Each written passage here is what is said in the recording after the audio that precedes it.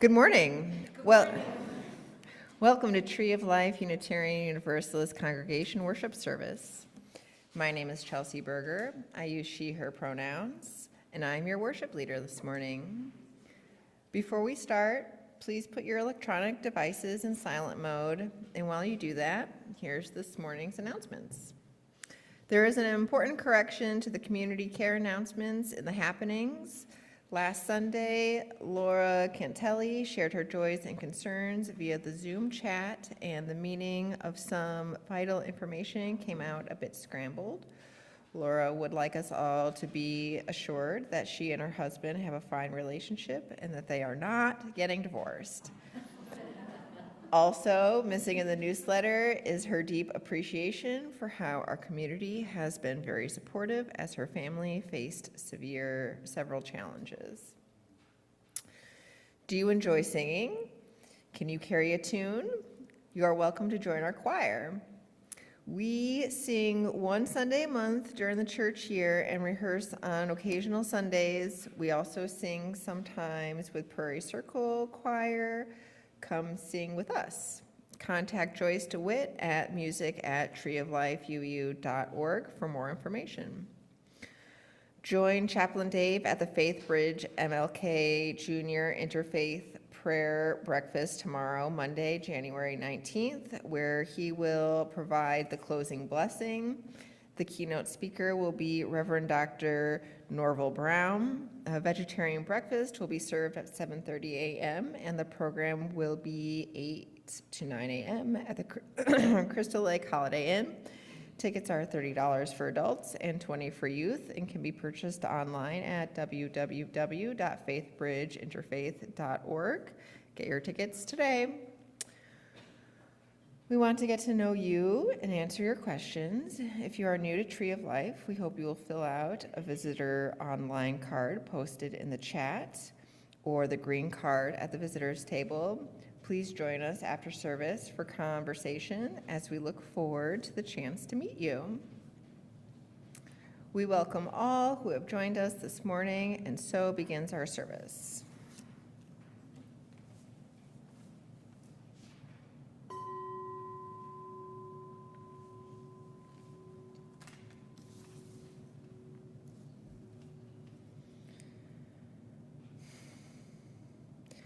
Today, our worship focuses on the spiritual practice of resistance.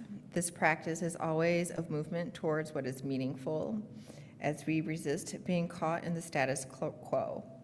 Through poetry, readings, and music, we'll be invited to reflect on how the large and small acts of resistance call us to be awake, stand up, and keep faith with what deepens and strengthens us in our personal lives, our community, and our shared humanity. Our readers this morning are Tricia Alexander, Sue Rekenthaler, Alan Shear, and Emmy Tanabe. We begin this morning by acknowledging that the land on which Tree of Life Unitarian Universalist Congregation stands is the unceded territory of the Peoria, Potawatomi, Miami, Ochequissaquin, Ho-Chunk, and Kickapoo people. Today, our meeting place in Illinois is still home to many indigenous people, and we are grateful to have the opportunity to gather on this land.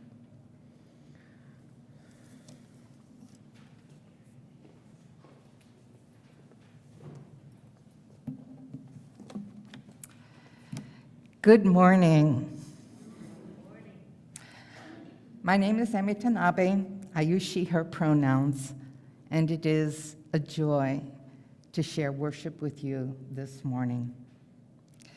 Today, we raise our voices to celebrate the spiritual practice of resistance and to honor the prophetic leadership of Dr. Martin Luther King, Jr.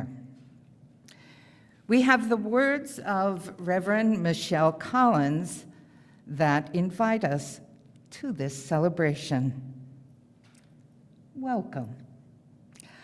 Welcome all who are restless and longing for a world renewed. We come carried by ancestors who refused the silence of despair and dared to sing a new song. Their courage whispers through us still. Today, we resist by showing up together. We resist by keeping faith with what is not yet. Our gathering itself is a sacred act of dissent, calling us to rise and unite as co-creators of a freer tomorrow. With these thoughts, let us worship together.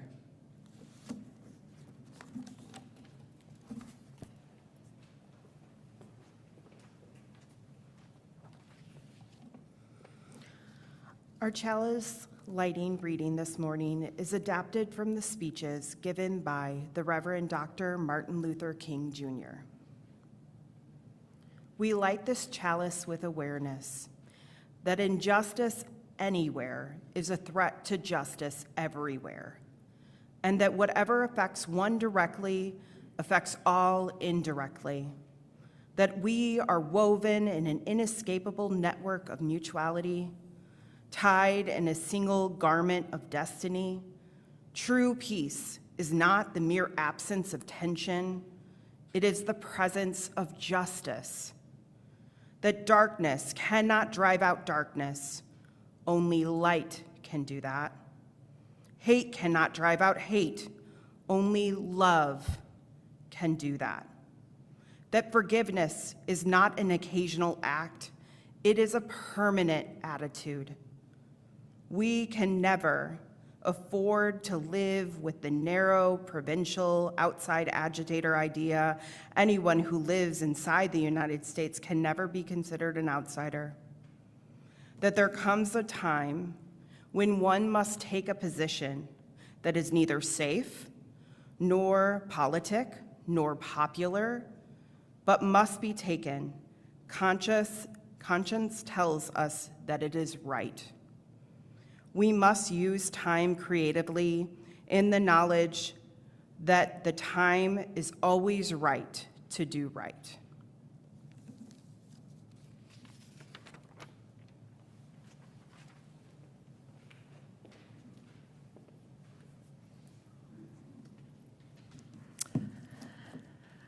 Our story this morning is a story that we've heard at different times. There are different variations of this story, but the original story came from the Quechua people of South America. And they have said that long ago, there was a great fire in the forest, and all the animals had to flee and were distraught and sat at the borders of the woods watching all that they loved disappear, watching all the destruction of all they had ever known. And in their despair, they noticed the flight of a hummingbird flying back and forth.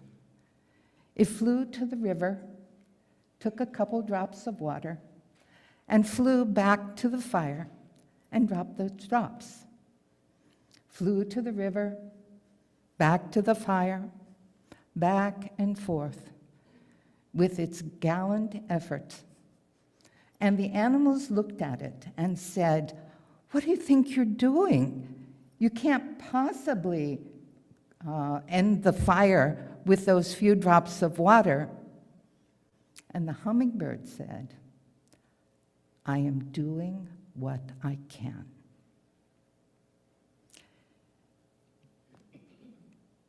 It is a great lesson for us to remember that doing what we can, sometimes those things feel very small in the face of the vast problems that face our world, our community, our lives.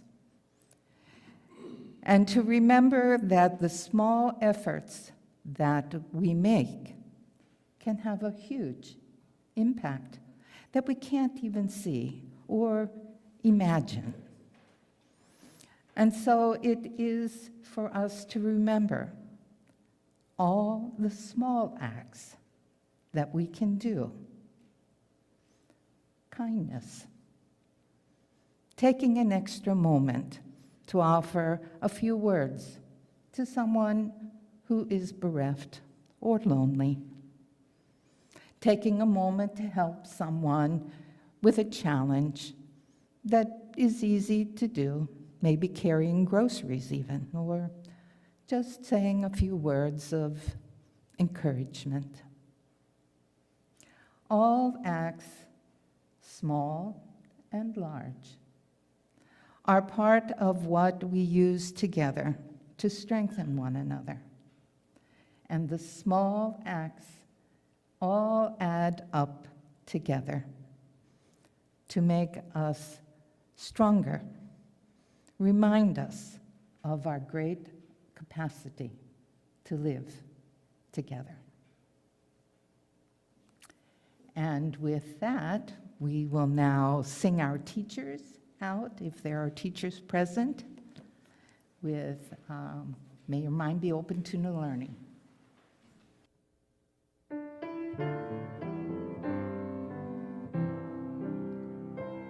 May your mind be open to new learning.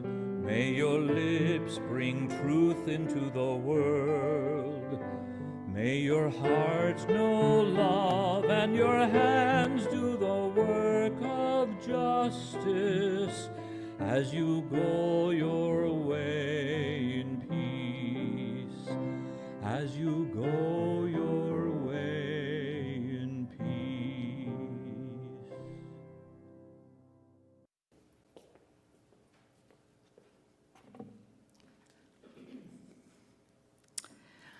Our worship today is shared through poetry and readings and music. Some of the readings are thoughtful and some are robust, and all are centered on resistance. Resistance is an act of opposition, often seen as a challenge or in defiance. As a spiritual practice, resistance reveals itself in many different forms. As the strengthening force that keeps us centered in kindness, justice, and courage. As an uplifting force that raises us from feeling diminished, discouraged, or fearful. All acts of solidarity arise around a fundamental spiritual component. As in our all ages story, sometimes resistance shows up even in actions that appear very small and yet which can have large consequences. Each reading this morning and each poem is a meditation and a reminder. With these, we hear of the great power each of us carry and how that power multiplies when it's shared in community. As meditations, may the words be received and held in the stillness of our hearts.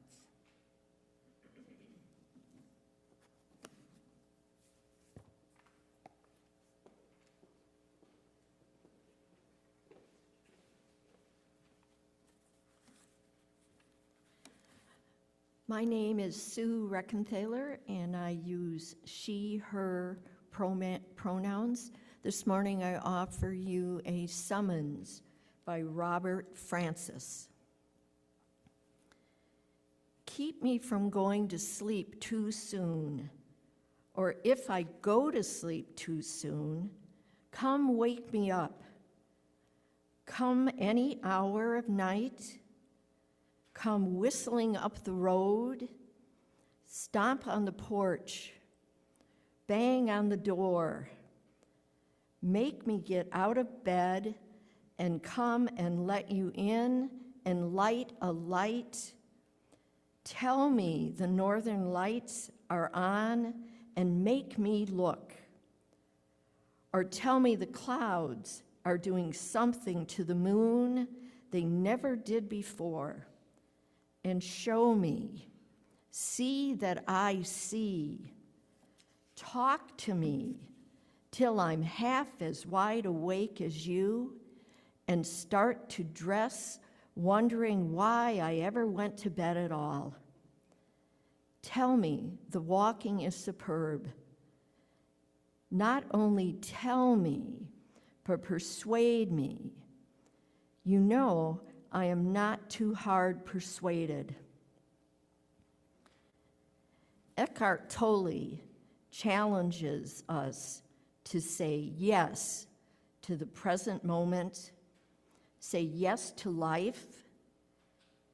Keep all around you from going to sleep too soon.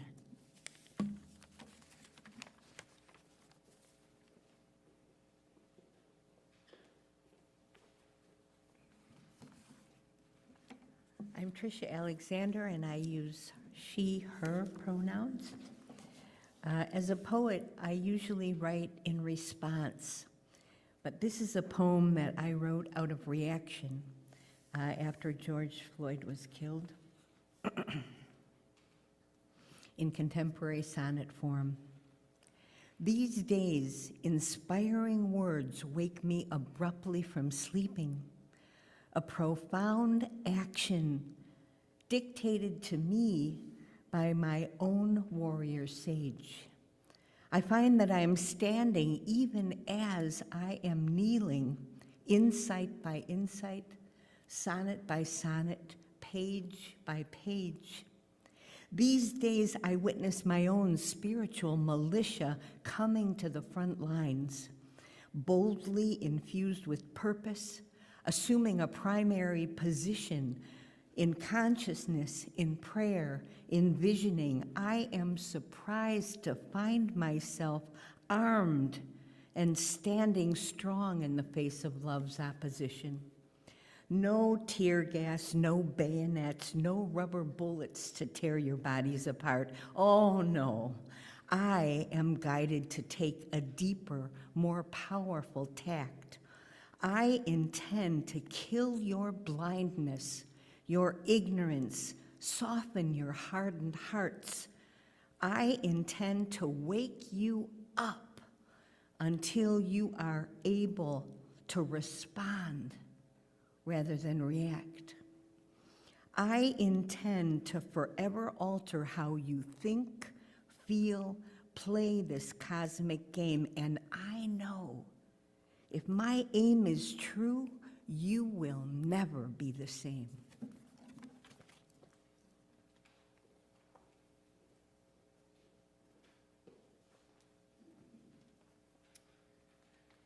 Please rise and body your spirit to join in singing hymn 6, Just as Long as I Have Breath.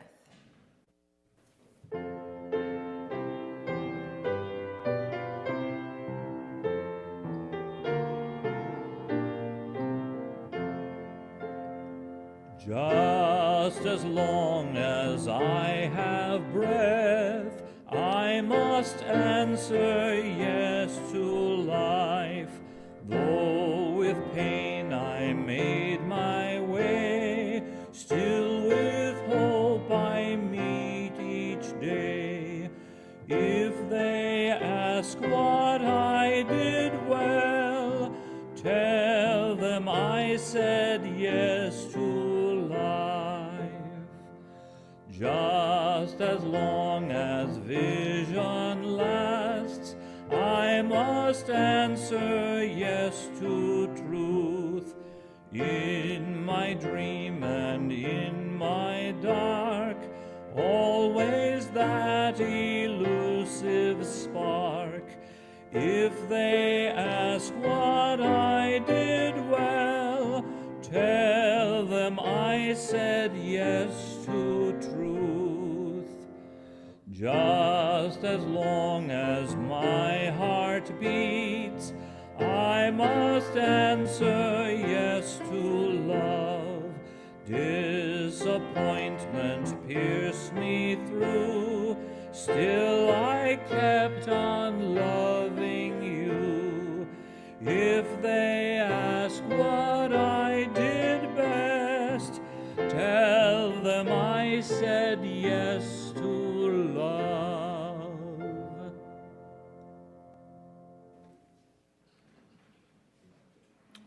Sue now has a reading for us.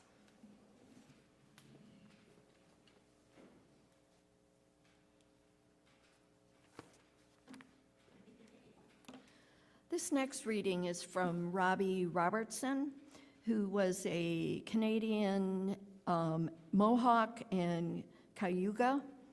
Spent a lot of his childhood summers on the Six Nations of the Grand River Reservation.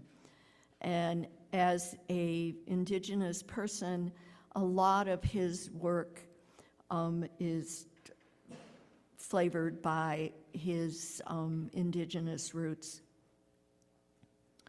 Making a noise. Making a noise in this world. Making a noise in this world.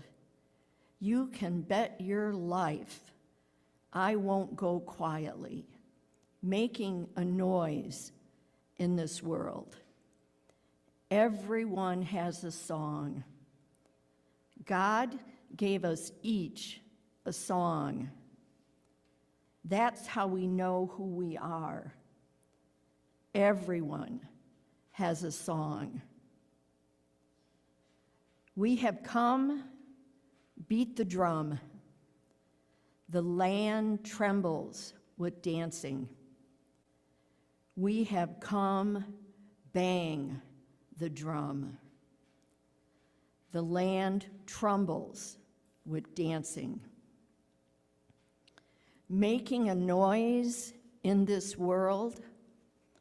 Making a noise in this world.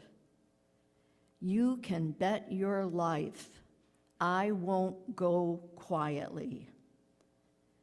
Making a noise in this world. I don't want your promise. I don't want your whiskey. I don't want your blood on my hands. Only want what belongs to me. I think you thought I was gone. You can bet your life I won't go quietly. Making a noise in this world. We all must share our noise in this world. Grab your drums and never, ever let anyone silence your song.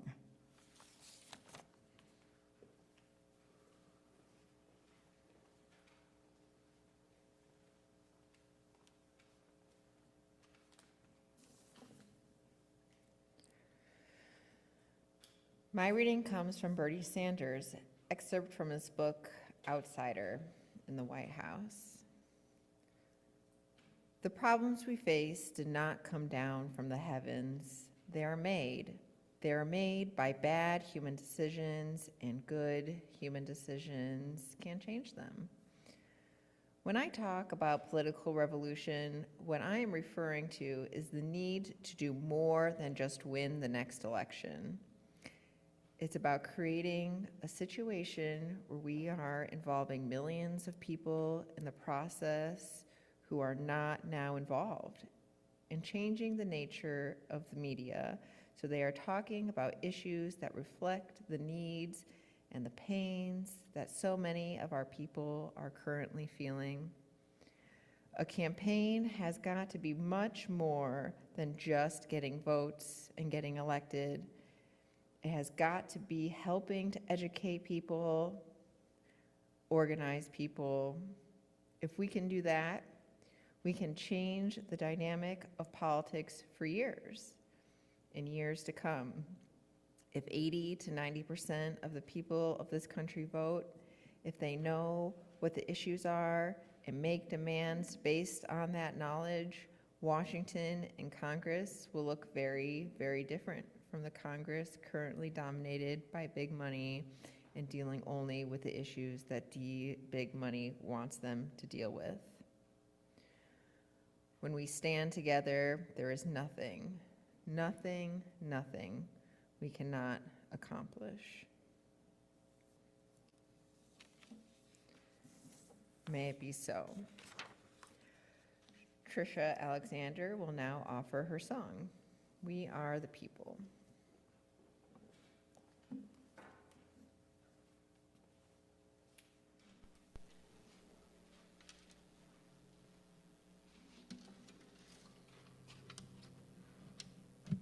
This is a song that I wrote, inspired by Hopi prophecy.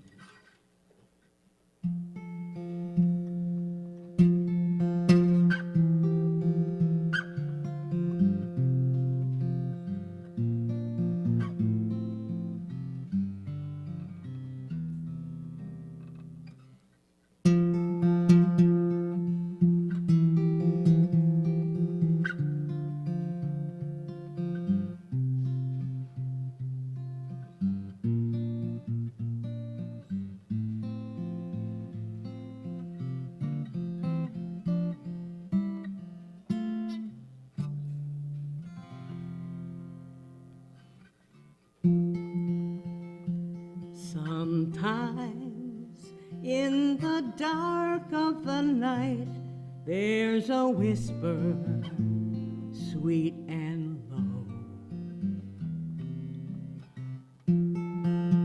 and right there in the dark of the night there's a moment when I know there's no doubt, there's no fear. In that moment, everything is very clear.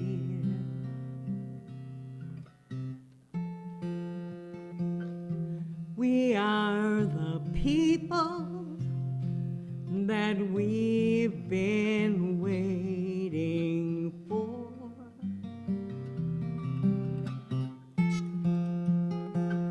We are the lifeline and love's the open door.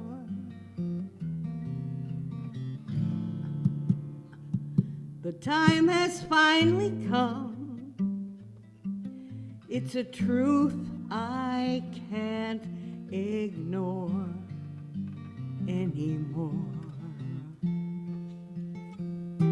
We are the people that we've been waiting for. We're the ones, a vision coming true. We're the ones, me and you. We're the beating heart of that ancient drum. It's the truth. We're the future, and it's almost dawn.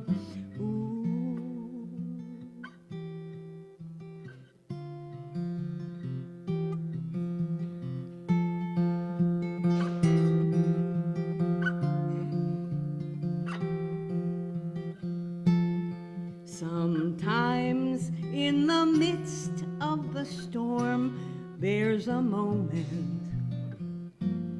when it's calm. And right there, in the midst of the storm, I can feel that it's begun. All my doubts disappear, and I can see that everyone we need is finally here. Yes, we are the people.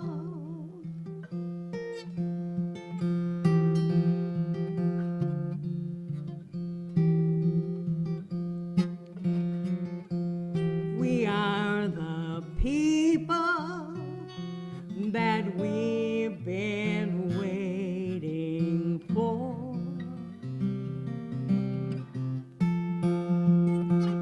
We are the lifeline, and love's the open door. The time has finally come. It's a truth I can't ignore anymore. We are the people. We are the people. We are the people that we've been waiting for.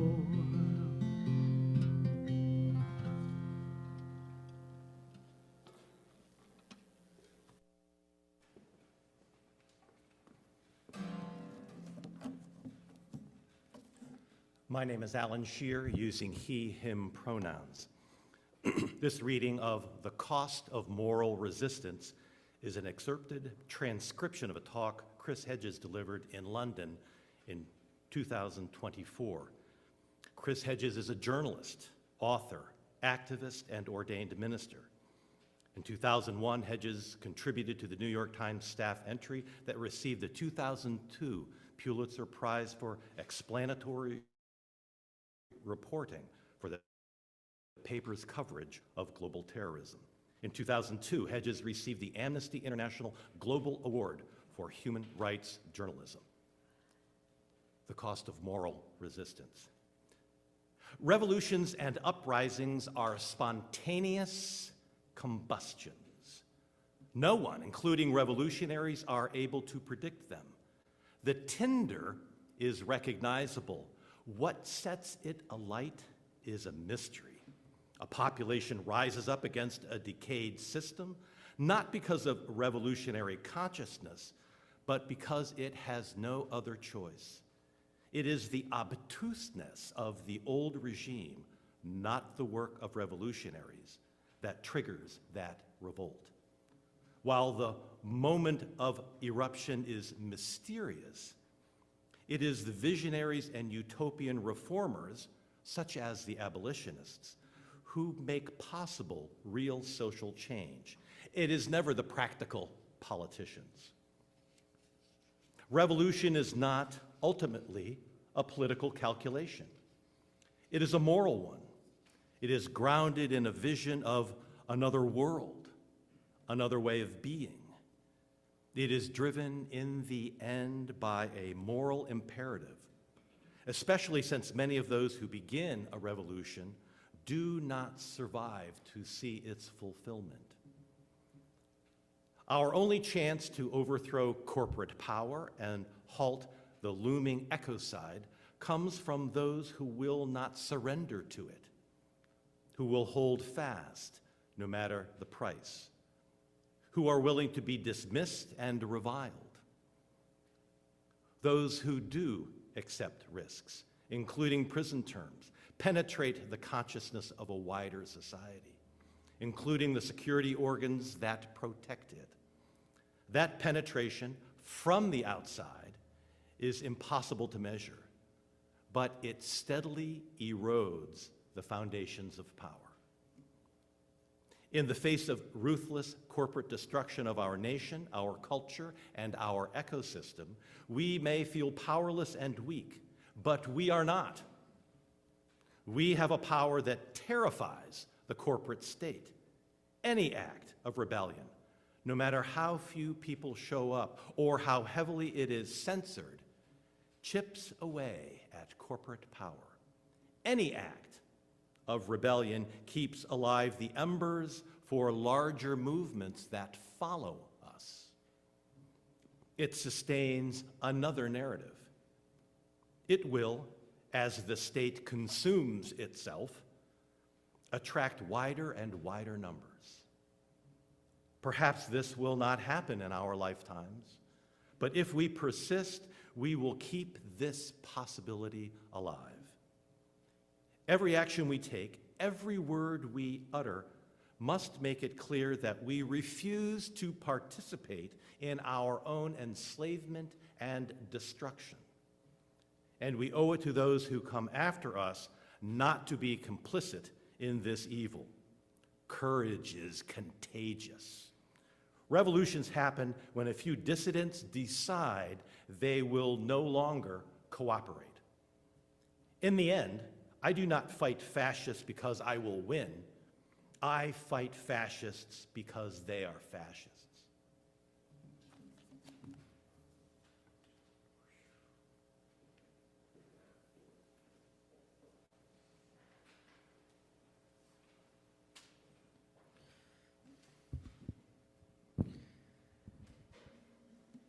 Readers, thank you all for the poetry and the words to carry with us.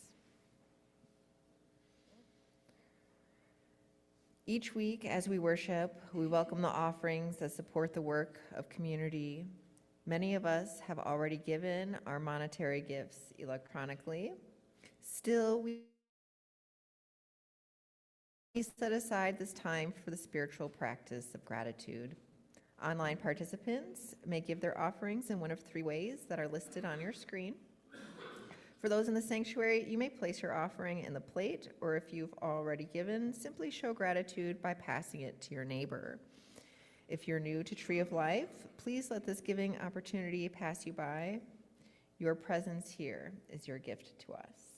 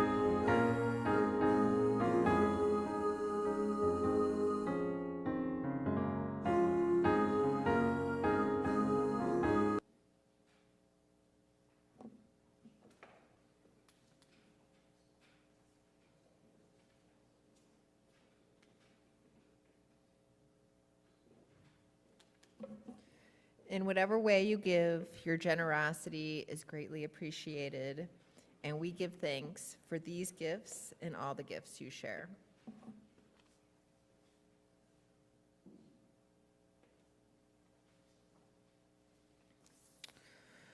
Let us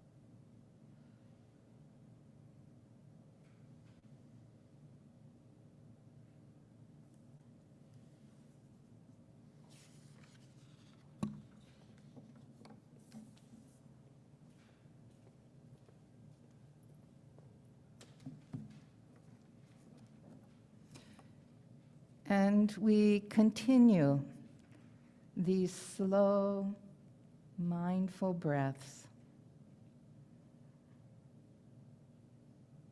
And while we do that, we take in this reading from the book Living Resistance, written by Potawatomi author and activist Caitlin Curtis. She reminds us of some of the foundational qualities of resistance as a spiritual practice.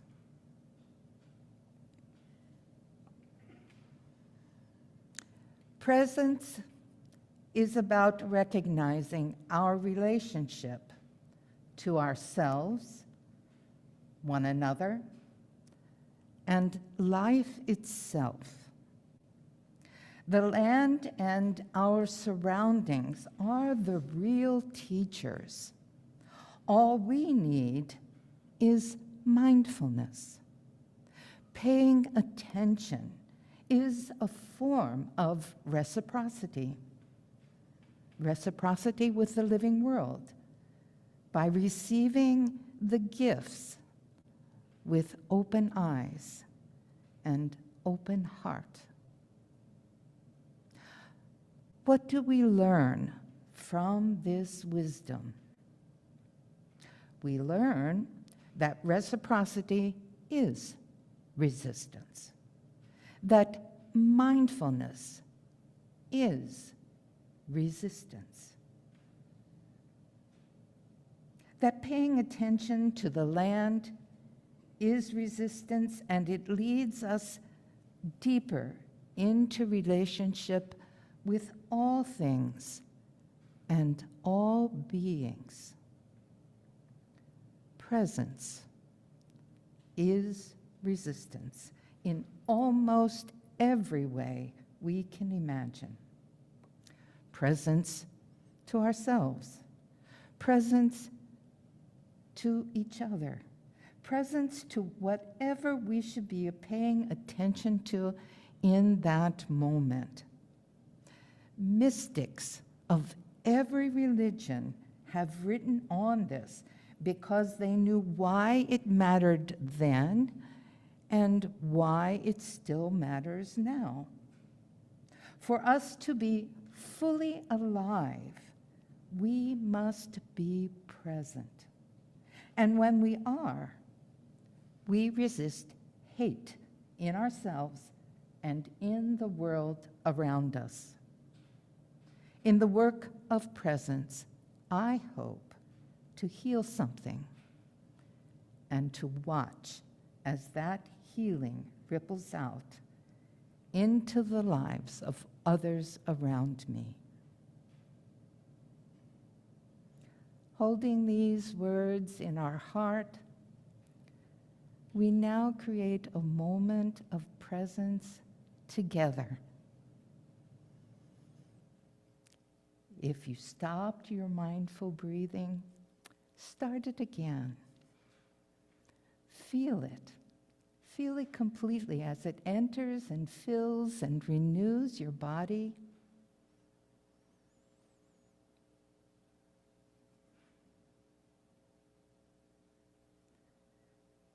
As you feel your breath, become aware of all the people breathing around you.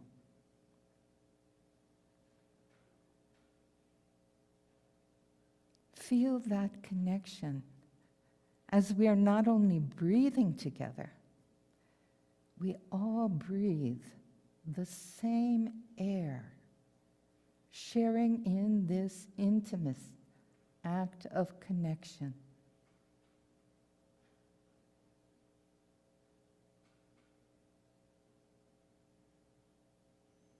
Feel your life strengthened by knowing there are others who care and share life with you, who practice being together as an act of resistance. Resistance to all that we would change to create the life of vision that we seek.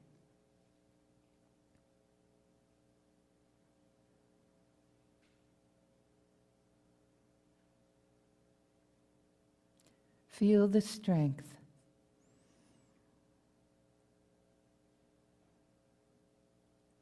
Feel the deep power of sharing life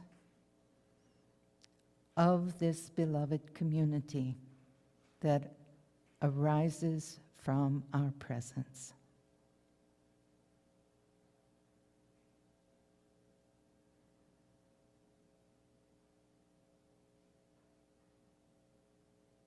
May it be so. May we be a part of making it so.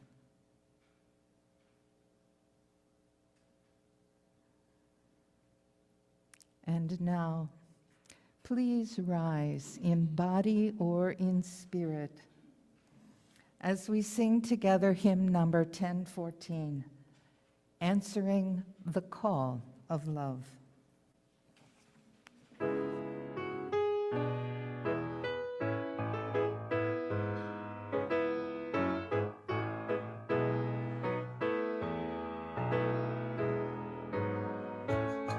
The promise of the Spirit,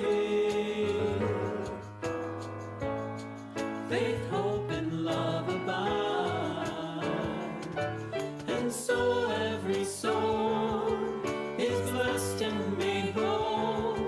The truth in our hearts is our guide. We are answering the call of love. Hands joined together as hearts beat as one, emboldened by faith, we dare to proclaim we are answering the call of love. Sometimes we build a barrier to keep love tightly bound, corrupted by fear, unwilling to hear, denying the beauty we found. We are answering the call of love. Hands joined together as hearts beat as one, emboldened by faith, we dare to proclaim we are answering the call of love. A bright new day is dawning, when love will not divide.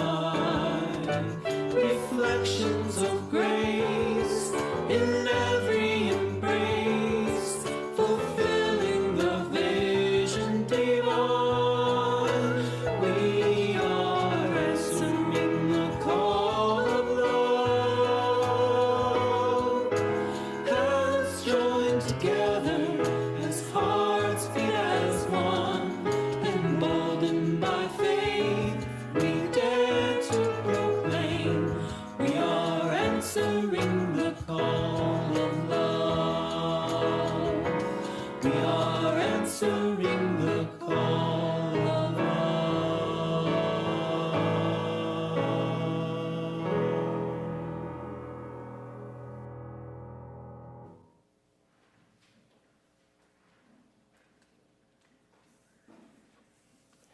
I will now extinguish the chalice. If you have a chalice or flame at home, you may do the same.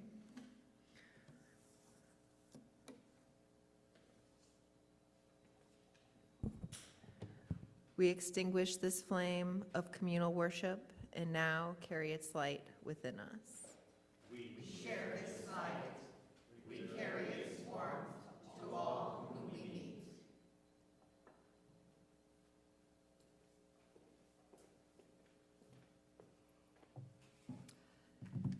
Indeed, the light created in community is a wonderfully bright light,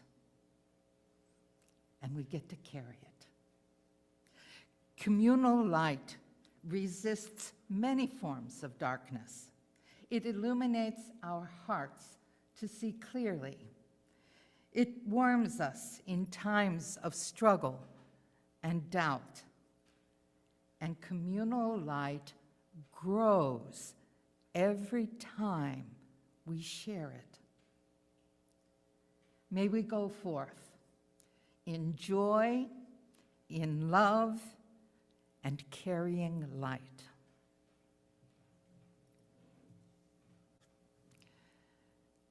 And this concludes our worship service this morning.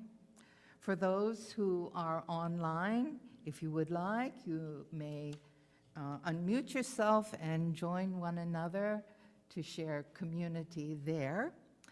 And those who are here in the sanctuary are invited to share community with one another in our fellowship room.